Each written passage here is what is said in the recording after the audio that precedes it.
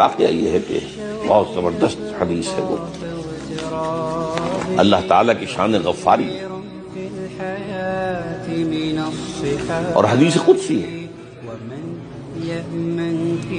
ترمذی شریف کی روایت ہے اور امام ترمذی کا کہنا ہے ھذا حدیث حسن صحیح۔ قال اللہ تعالی، حضور فرماتے ہیں کہ اللہ ہی کہتا ہے، یا ابن آدم، اے آدم کے بیٹے، ما دعوتنی و رجوتنی، جب تک تو مجھ سے دعا کرتا رہے گا،